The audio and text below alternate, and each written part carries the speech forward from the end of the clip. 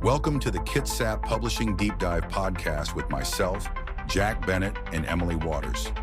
Join us as we explore books, current events, history, politics, health, and more. Let's dive in.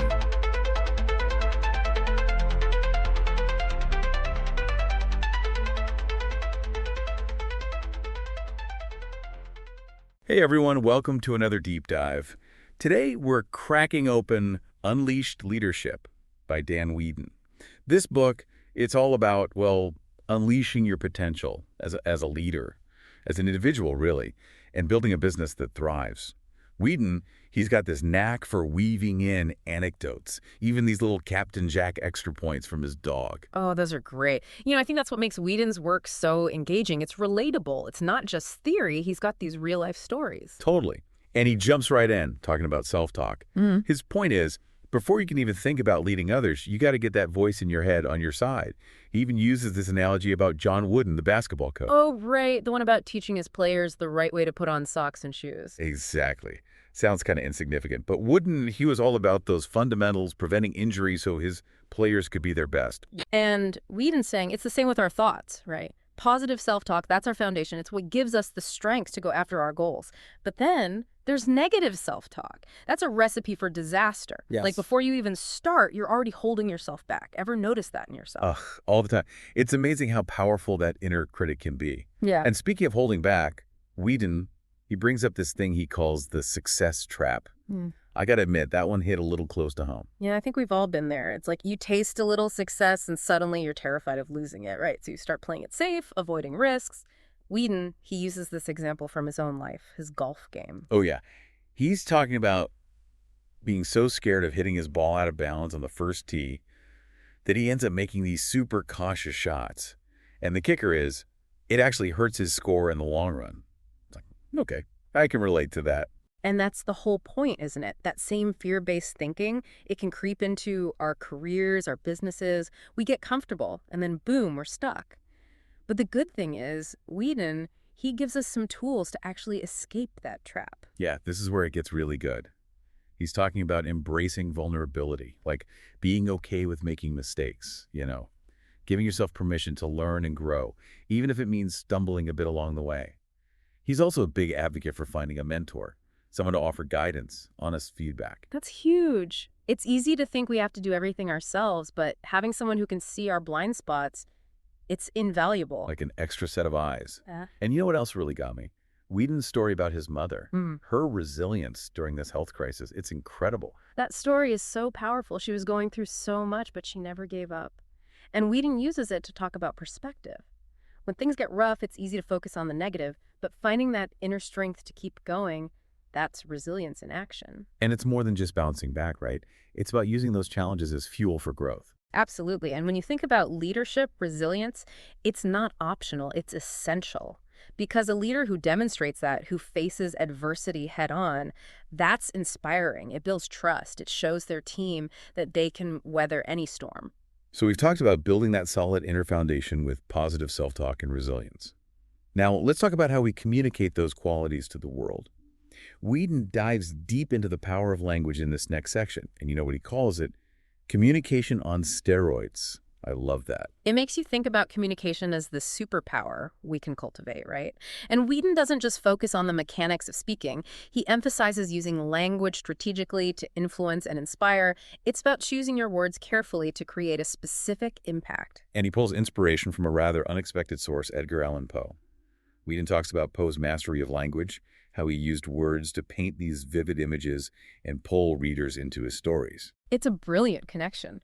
Just like Poe used language to evoke emotions and create immersive experiences for his readers, Weedin argues that we can use powerful vocabulary to shape emotions and drive action in professional settings. It's like he's saying that words are tools, and if you want to build a strong house, you need to use the right ones.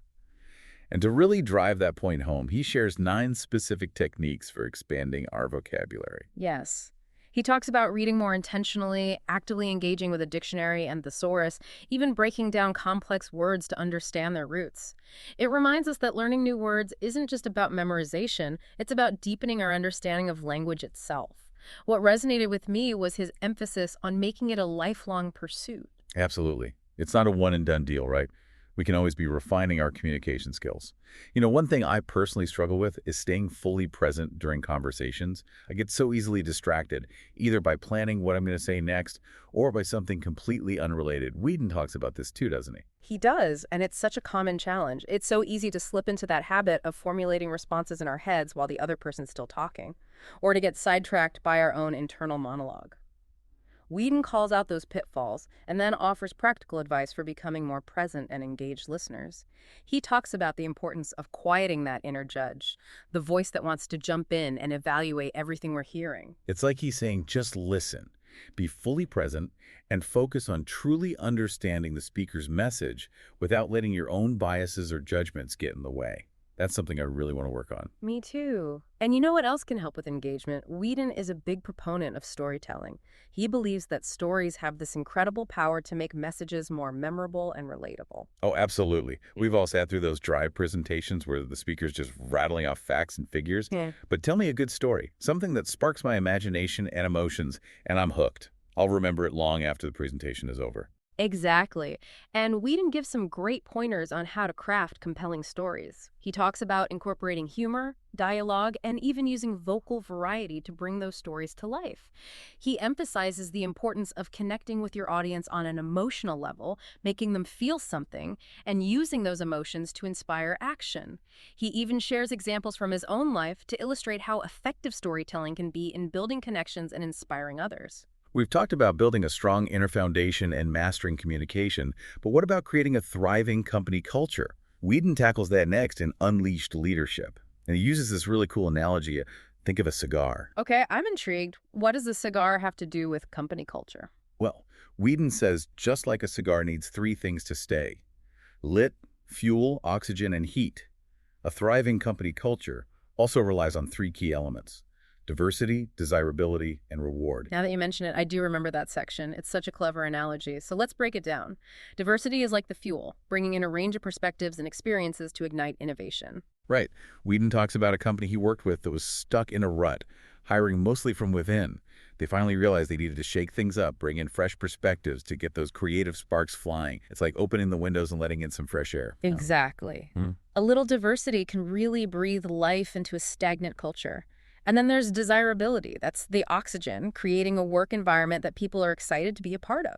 It's about attracting and retaining top talent, building a culture where people feel valued, respected, and empowered to do their best work. Absolutely. And finally, we have reward, the heat that keeps everything burning. Weedon emphasizes the importance of recognizing and rewarding contributions, showing employees that their hard work is noticed and appreciated. It's about creating that positive feedback loop, right?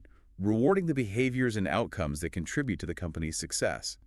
And speaking of teamwork and success, I love how Weedon talks about the importance of playing for each other.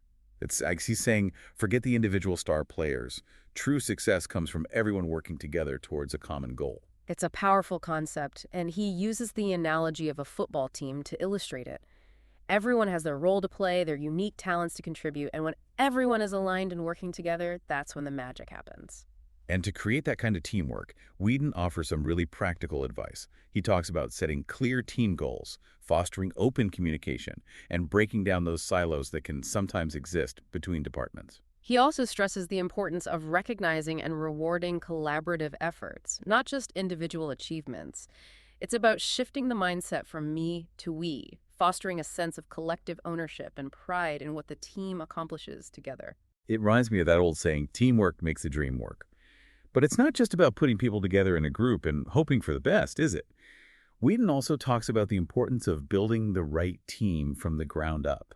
He uses this fun analogy of picking teams on a playground. Yes, and it's such a relatable experience, right? We all remember those playground days, hoping to be picked for the team. But Whedon's point is that when we're building teams in the workplace, we need to be more strategic than just picking our friends or the most popular kids. It's about identifying the skills and strengths needed to achieve the team's goals and then selecting individuals who not only possess those skills, but who also complement each other and work well together. So it's not just about individual brilliance, it's about finding those puzzle pieces that fit together to create a strong and cohesive whole. I love that analogy. Me too. And once you have that dream team in place, it's important to protect their focus and productivity. Weedin talks about this in a later chapter, and it's something I think we can all relate to: distractions. Oh, tell me about it. It feels like we live in a world of constant distractions. Email, social media, text messages. It's a wonder we get anything done at all. Weedin actually calls these distractions noise. And you know what image he uses to illustrate it? His dog, Captain Jack, getting totally sidetracked by squirrels. That's Captain Jack for you, always on squirrel patrol. But it's such a perfect analogy. Just like the squirrels can completely derail Captain Jack's focus, all those digital distractions can pull us away from our work, fragmenting our attention and hindering our productivity. And Weedin doesn't just point out the problem, he offers solutions. He talks about the importance of setting boundaries with technology, creating dedicated workspaces free from distractions, and prioritizing tasks to maximize focus. He also encourages us to be mindful of the noise we create for others. It's about being respectful of our colleagues' time and attention, avoiding unnecessary interruptions, and fostering a work environment that supports focus and deep work. All this talk about focus and productivity reminds me of another metaphor Weedin uses: traveling light through life. He talks about his own experience with carry-on luggage, how he's learned to pack only the essentials. It's a great metaphor for simplifying our lives, isn't it? Letting go of all the unnecessary baggage, both physical and mental, and focusing on what truly matters. It's about decluttering our minds and calendars, creating space for the things that bring us joy and fulfillment. And sometimes that means saying no to things, Yeah. setting boundaries, and protecting our time and energy. It's not always easy, but Weedin reminds us that it's essential for living a more intentional and fulfilling life. He also talks about something he calls gravitational pull, that tendency we all have to revert back to old habits and comfort zones, even when we know better. It's like we're constantly being pulled back towards our old ways of thinking and behaving, even when we're trying to move forward. He compares it to a quarterback getting sacked in football. Just when you think you're making progress, you get pulled down back to the starting line. So frustrating.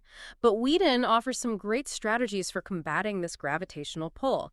He talks about the importance of setting clear goals, establishing accountability systems, and celebrating small victories along the way.